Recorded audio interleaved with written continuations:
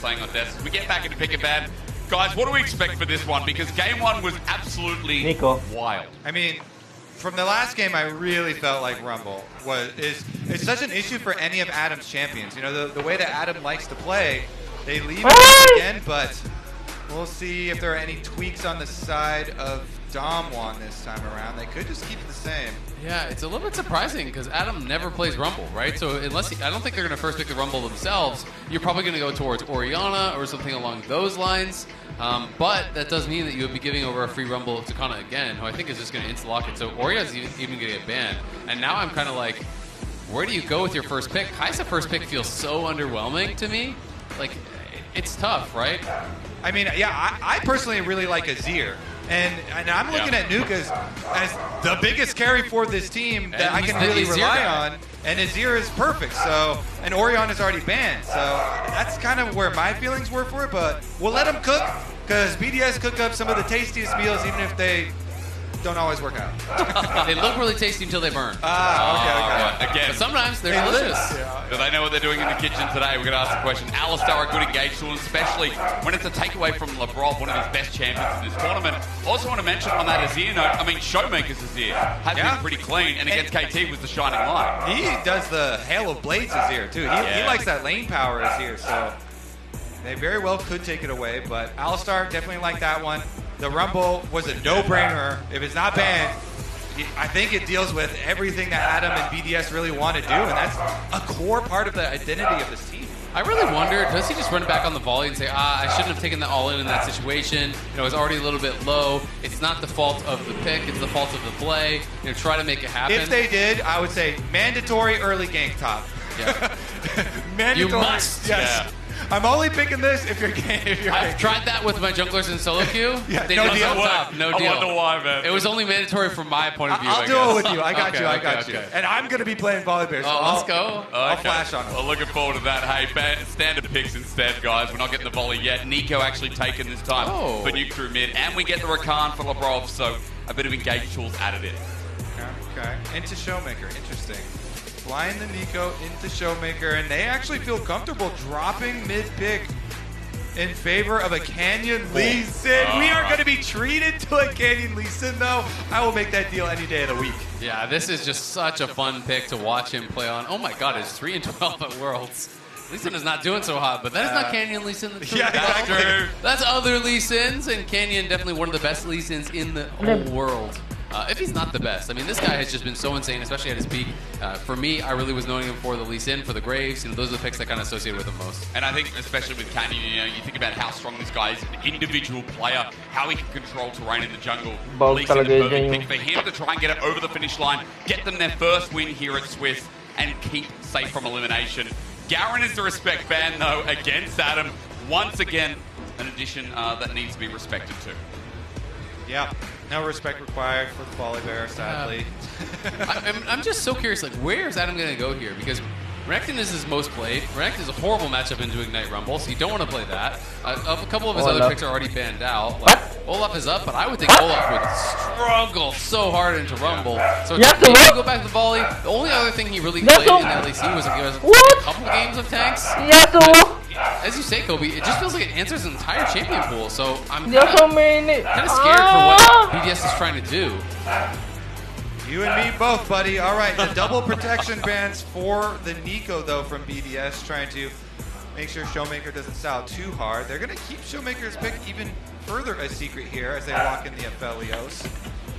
Now, that is a little bit of a bold Aphelios because you're staring down the barrel of Rakan Nico engaged, so gonna have to have some fancy footwork there for him. Deft, maybe Kellen picks him up a Thresh or something else that will help him escape, but the Wukong. Yeah, he does it anyway.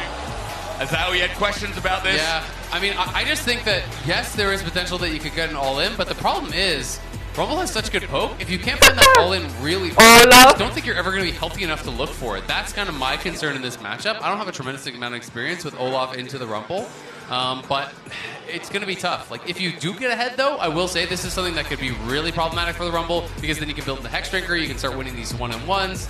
But I don't know. We'll see. What I want to see for sure with that pick, Olaf guarantees you Olaf plus Nico is an amazing early level 1 invade. Yep. Plus you have Rakan. Labrov can do W's over the back of Dragon Pit. You can get really creative with some of the angles for level 1s. I think it's a must-have level 1 for BDS to try and get a flash blown somewhere. Maybe they target topside Kana, try and get some summer spells or some area for Adam to work with, because you can start to snowball that pressure for Adam. He has been very good at knowing the thresholds for those all-ins. And one thing I will say is that you have to be really careful in these long lanes. When you're a champion that has push into Olaf, he's going to play Ghost. Guaranteed he's going to play Ghost, right? And you can get ran down in those situations. So if Adam can stay healthy, maybe Sheo makes a trip up towards top lane, Kana's trying to bounce a wave, and you can pop the Ghost, look for that chase down, maybe get him ahead, and then maybe go crazy in the rest of the game. I will say, when you're trying to plan your level 1 right now, even though you have so many good tools on the side of BDS, you do have to be a little bit worried about the counter kind of brush camp with an Alistar on the other side. Those can be devastating if there's really good counter intelligence done by D+, and they set it up. So really looking forward to the opener of this one. I actually love this. Kana went Phase Rush Rumble. That is actually so smart in this situation, because that is denying the ability for you to chase him down. It's a slow resistance, it's a slow removal, and I think that is going to make Adam's job so hard. I mean, again, it comes down to this pick. One of the gods' pick has come when they're back against the wall here in this best of 3, in this elimination game for BDS. They're out here for DK, but they love BDS as well. Right, and why shouldn't they? Show me the invade. All right, they're going to try bottom side instead. Looks like pretty shallow from D+, though, and I don't think they're going to catch anything. Rakan could wrap around. They're going to commit to this. I think he's gonna go over, and then they could try to have Def could just go where they invade in, and then. Well, I was thinking that they're thinking someone's in this area, right? Yeah. To the left of where Labrov is. They're thinking someone's there, and then they come up, and then he wraps around behind him. But they're playing so respectful to this potential invade. Like, look where Deft and Kellen are starting. They're so far back, and now. No one's there. As you said, DK all the way back. Just a quick reminder before we get into it, there's no invade-only award. Don't forget to connect your League of Legends account with Prime Gaming and grab the exclusive experimentation emote. That's what both these teams did in the first game. And now experiment? They did exactly that. I mean, those were wild drafts. What was the hypothesis? D+ didn't really have to experiment too much. D+ were like, oh, we made a music video on Def's Caitlyn. Let's go. Win the game. Hey, kind of burns them all down. Honestly, I do like that BDS were going to go for the level 1, but I guess it was just too telegraphed. Yep. And D+ played so nicely and cautiously around it that the only reward is knowing Canyon is starting off on Blues buff up on that bottom side. But you're kind of going to surmise that anyway, since it's an Adam Olaf top lane. So I hope that it gets nice and spicy up there. And I'm just so interested to watch the top lane early on. I would love to actually see how that laning is going to go, because I think it's going to dictate so much of the game. Olaf from behind is one of the worst champions in the game. True. It feels like there's not a lot you can really offer. So it's so important that he has a good time. So is it top or bust? Is that just the simplest way to put this game out? Because we know what the 2-2 is top. We know what it's here. Nico, their role in this game. Does it simply come down to who wins top, and that could just decide everything? I mean, BDS have a lot of explosive possibility for making team fight plays later too. I mean, it's not just that. BDS a lot of the times does swing with Adam, but sometimes Adam will just leave top lane. We're like, okay, top lane busted, fine, I'm leaving. I'm literally walking mid. I'm literally walking bottom. He'll give up minion waves and walk to the rest of the team so that Crownie and Nuke can carry. And I think what we've already seen throughout play-ins, throughout Swiss as well, they'll get really aggressive, like this for Sheo right now, trying to get in the enemy jungle. And he's doing this because he's got that pushing Olaf top. He's got Adam already shoving in, and there you see him enter the screen. God champion. It's an Olaf, no way do you get near that. Another token X, and you get run down. Adam gonna do the full run down, and Sheo picks up the red buff. Good invade.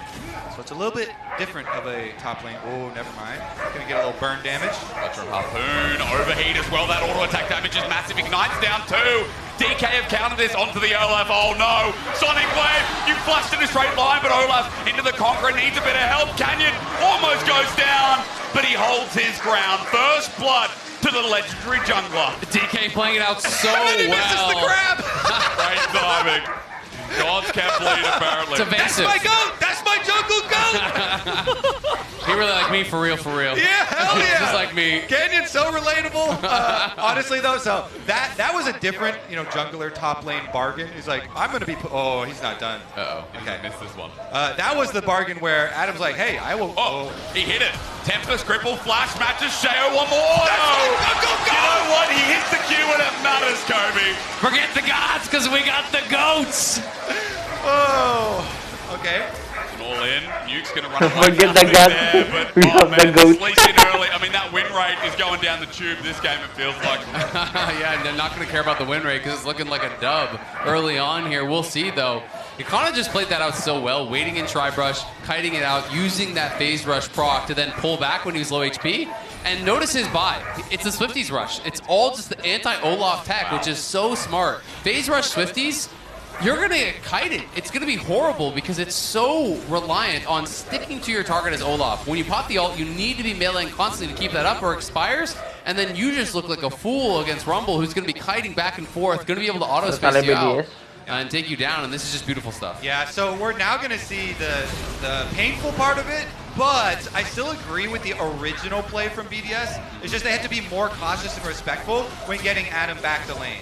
Yeah. Him having the big push onto Olaf, going in, invading the red buff is good, but then you have to respect that Rumble damage. We saw it set up early on. Cannon, of course, he was just calibrating his aim on the Scuttle Crab so that he could hit the monkey instead. Exactly. And honestly, Sheo saw him. It was pretty greedy to try to do the wolves in his face when you're down at 30% HP. Maybe feeling a little bit frustrated. The play didn't go your way. We've all been there. We're like, oh, well, I really need this. I can't give this up too.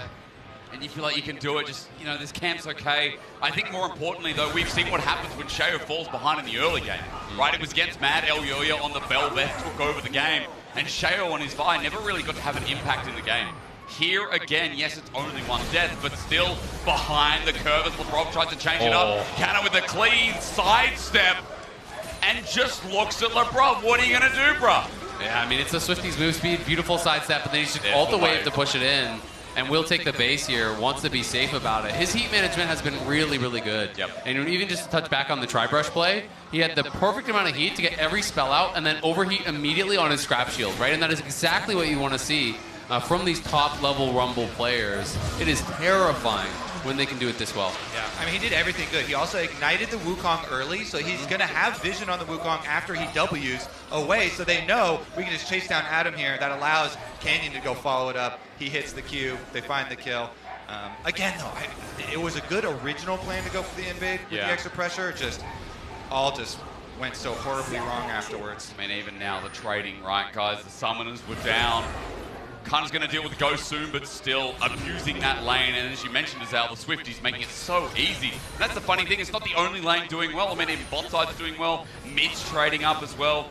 DK are 1,000 gold up at 7 minutes. I mean, they're looking really, really good. And they have incredible scaling. It's been about the top side, but you look down, Azir's farming well, Aphelios is farming well. It's a huge concern here for BDS. And I think Adam's time in the lane is already over, to be honest. As long as Kana doesn't misplay, you just can't actually stick to this guy ever when it's early Swifties and that phase rush. He's just really made smart itemization choices here. I still love that Adam is just stuck to his style and his identity here at Worlds, and him giving his interviews afterwards talking about, I will never be afraid. I don't care, what happens. I'm still going to go as hard as I can with my style, with my champions. And of course, it's going to be hard to control the minion waves now because it's really scary as far as jungle pressure up on top side too. So you saw him leave early, and that is a very big stacked up one up on top side. So maybe he does his patented Adam move and runs somewhere else. Definitely could. He does have the Hextring Creed. He's walking out towards mid, so maybe an angle there. Grabbing him down bot side though. Here's the ulti for DK. It extends past top into the bot lane, and Deft and Kellen put them to school. Nicely done there. Deft and Kellen getting an easy kill by Nuke down on the bot side, and Nuke isn't going to find anything. Adam looked for a play around mid, but saw nothing there, so he's just going to head back up towards top side. And yeah, it's been so fun watching Adam. You know, this was the first time we'd ever seen Garen, I believe, at Worlds. In LCK, if I recall correctly, it was the only champion excuse me. Yeah. we had the whole reckless bottom with Yugi incident. I hated that. In LCK, I think Garen was the only champion in the league that has never been picked in the history of the LCK. Really? So it's really cool seeing someone bring this out, and now people are kind of getting used to it. It's like, oh yeah, it's a Garen. Of course, he's gonna pick the Garen. Yeah. No one else is doing this. No one else has ever really done this, and I think that's kind of the cool thing about it. Because to me, one of my pet peeves with pro play is I always feel like people just kind of autopilot towards the meta picks, and they don't explore some of these picks that can work so incredibly well. So I don't want people to be like, well, it didn't work against DK, so it's not good. Well, it worked against a lot of great players, and he's had incredible games, and players need to keep digging for these things that can give them an advantage. And I think early game, if it went differently, we could be saying a different story as we look at the bot lane replay. Yeah, this was a big one from DK. Started out, nicely done there by Kellen. Uses the Q and then saves the headbutt into the wall, make sure they have it. Deft with the ultimate.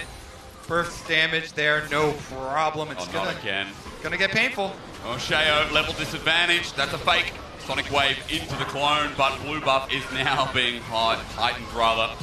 Canyon's just going to take this away. Sheo forced out of his own jungle second time. And all Canyon has to do now is, hey, play around this Rumble topside. Yep. Keep invading on topside. Keep on pressuring this Wukong out. As long as you keep any other factors away, the Rumble has all of the speed and all of the slow neutralization in the phase rush and the move speed boots to be able to deal with it. So really good stuff from them. They're just kind of cushioning and padding their way to victory. Plus, that bottom lane is getting their own 2v2 kills. So. Exactly. It's basically just that battle ward style. You know, you heavily invade, you track the jungler, you know that you win that 1v1, and all your lanes are in such a good spot. The only way they can lose is by getting ganked. So if you're in the Wukong's face, if you're warding up his camps, if you're tracking him around the map, there's not really a lot of recourse for BDS. So they need to find some sort of a big play, some sort of an angle to make something happen here, because this is just going more and more in the favor of DK, and it's now an over 2,000 gold lead. Yeah, it just makes it so easy to control neutral objectives in the whole map as Jungle 2. This is the prime situation you love to be in. He takes up Rift Herald before Dragon is able to spawn onto the Rift. Is going to get down there with the Rift Herald, as well as Dragon number 2 spawning up shortly, and DK can just kind of play it by the book, unless BDS pull out a surprise play here. They do have Nico. Maybe if Nuke gets a little creative here and they can surprise someone. Plenty of follow-up from a Rakan and Wukong, but Kellen's not going to let them get anywhere near his mid laner. They've sniffed him out. Yeah, also painful as always. A note on that, Crowny, the jumping in element, has his item. Uncle Glaive lethality here, so there is a maybe, of course, with no hard tank apart from Kellen at this point, because this is an Alistar in the early game. At the very least, Dragon spawns, no one taking a serious look just yet. Fish control set up as BDS get the push in bot side and see what they can do with Sheo to get this game back into a bit of a grasp. They really want to try to find some sort of a play. I mean, Death had his mythic completed before he even cashed out his call, so with that, he's now a good 600 gold ahead, but it's DK going in. All in, but it's Labrov on a Rakan. Kellen trying to follow this one up, looking for Crowny, but his flash is now gone. Deft with a nice sidestep as Canyon joins in on the fun as well. Sonic Wave hits Crowny behind.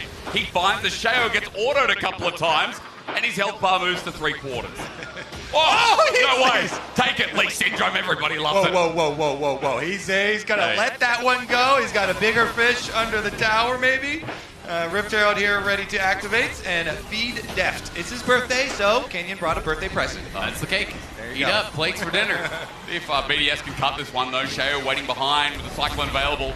Sonic Wave is there, but as you said, birthdays don't get really out of hand until later into the night. So we'll wait on that one as the goal is no karaoke yet. That's right, we're not at that point yet. BDS has to win a game first before any of that conversation comes out. It's a classy birthday party. You know, he's not getting sloppy. He's keeping it classy here. But Canyon definitely making a mess of things for BDS. He is now 1,500 gold ahead in the individual matchup. Massive CS advantage. Has that Gore Trigger completed for a while now. Takes the Dragon, takes the Herald. He's moving around the map, and he can just go wherever he wants. BDS have got to try to find some sort of aggressive play, but they're just being tracked everywhere by DK. The ulti, okay, maybe a counterplay from BDS, but Cyclone's in. There's a knock-up onto Labrov. The kick away as well. Canyon with the Sonic Wave won't be followed up. Sheo's ulti's down, the quickness is down as well, and that just opens up because there's no bottom laners there BDS had to move to the scene of the crime. This is when Canyon is at his best, when he gets to constantly re-invade, harass you, force you off things. They do get the Ignite, some Summoner spells burn there. Nobody goes down, though, except maybe the tower. Honestly, it's kind of just reminding me of how he played when they won their world championship, where he's always in the face of the enemy jungle. He's always farming away camps, tracking them, limiting their plays, limiting their options. And yes, it is BDS. It is not the top level LCK or LPL team that they're playing up against yet. But people want to see this.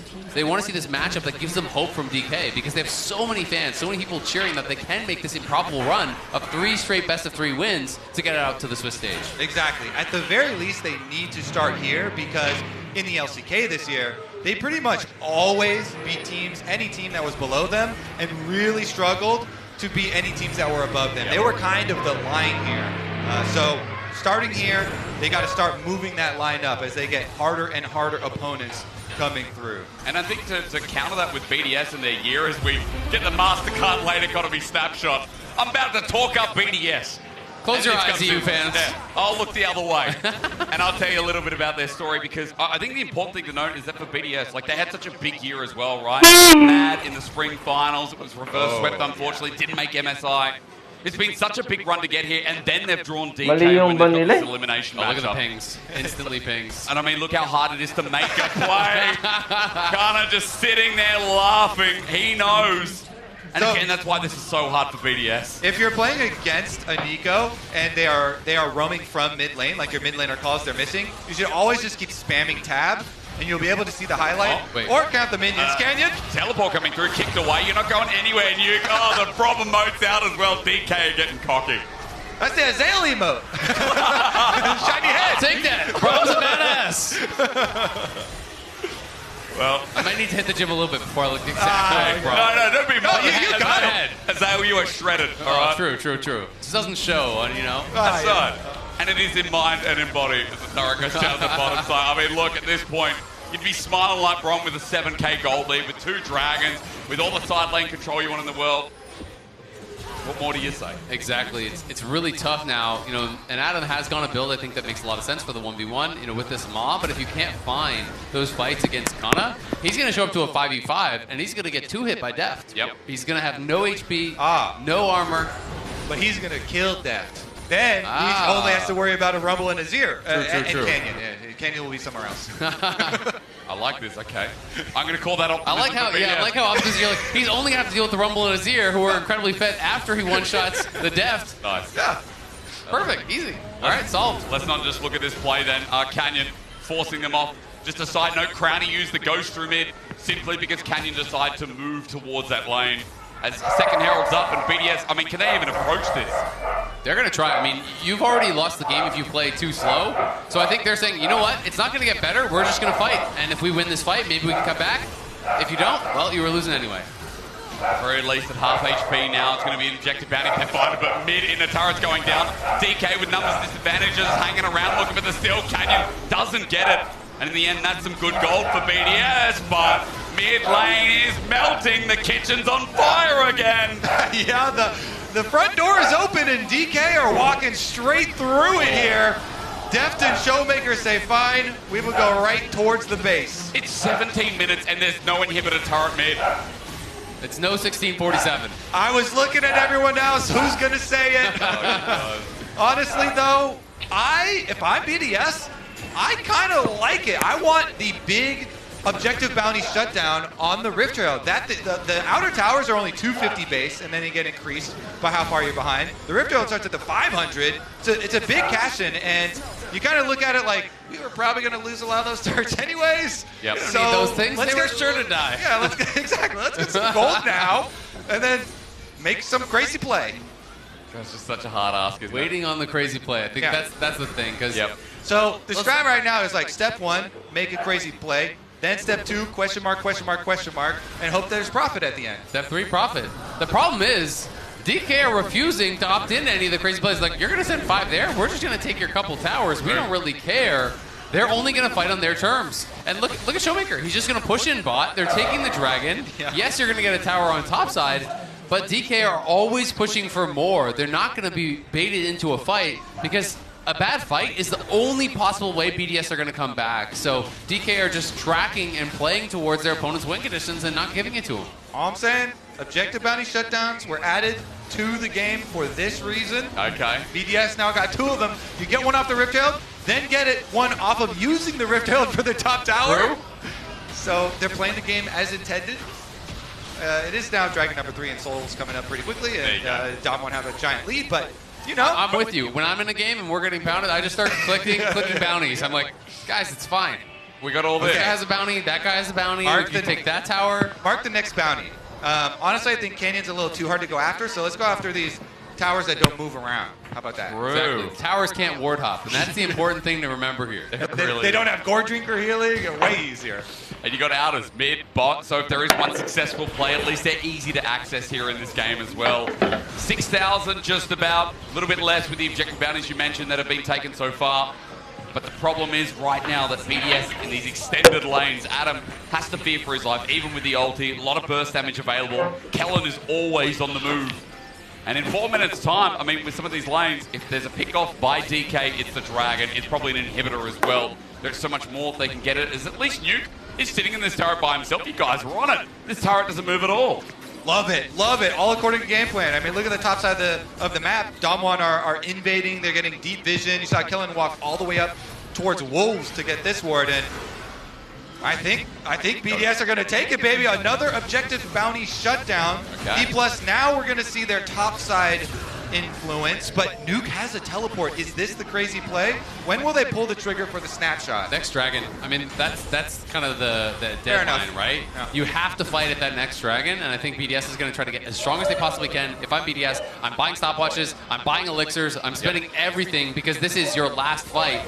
Going to be potentially at that Dragon, but DK say, nah, we don't need to wait. Time for Baron. Go for the Baron as well. Look at the green and white. It's not 5, but it's probably that everything's going to be all right as Lebrov approaches. Sees it, but the turret doing its own work is through the Hex Gate. Hang on, Sheo goes invisible for the steal to stay in the tournament. No! He's taken out, but the pop blossom is huge. However, how far behind are they? BDS are trying with their hearts. I told you he'd kill Deft! I told you he'd kill Deft! Absolute obliteration from the 4th seed of the